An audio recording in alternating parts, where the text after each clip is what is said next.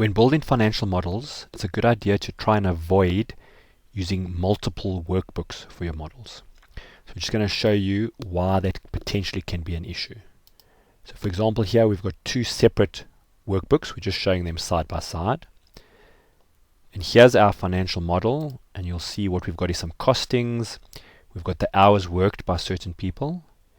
And in order to get the cost, what the formula is saying is take the hours worked and multiply it by the rate per hour in a totally separate workbook. Now this will work okay. Excel does it very well. If I change that to 500, you'll see immediately it changes here. The risk you have is that this only will maintain its integrity as long as any structural changes made to the spreadsheets are done with both sheets open. So just to show you what can go wrong, let's say we've got this here, and now we've decided that we missed out an engineer designation here. We need to include a new engineer.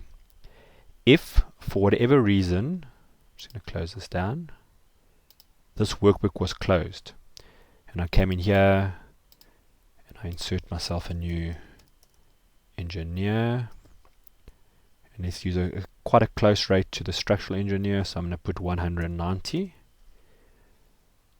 When I open up that file, you'll notice that it says structural engineer. It's using the 5 hours there, but it's now using the rate of the normal engineer. The reason for this is that because this file was closed, Excel was told it must look to a certain workbook, cell B4. So when you open it up, it goes to that workbook and looks at cell B4. And even though someone has inserted a line and put a new item here, Excel doesn't know it.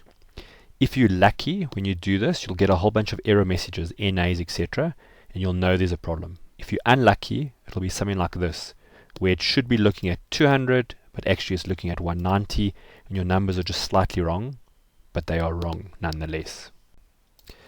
If you do have to use multiple workbooks, so it just can't be avoided, then just be aware that everyone needs to know that these type of changes must be done with all items open. So we're just going to close this down, not save it, remove this. Just open that again. So now we're back to our original situation.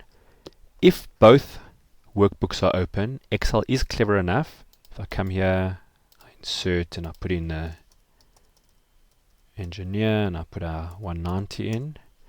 Notice that these numbers are still correct. It's looking at the 5 hours, but now because they were open, Excel knows that the structural engineer has moved down to row 5.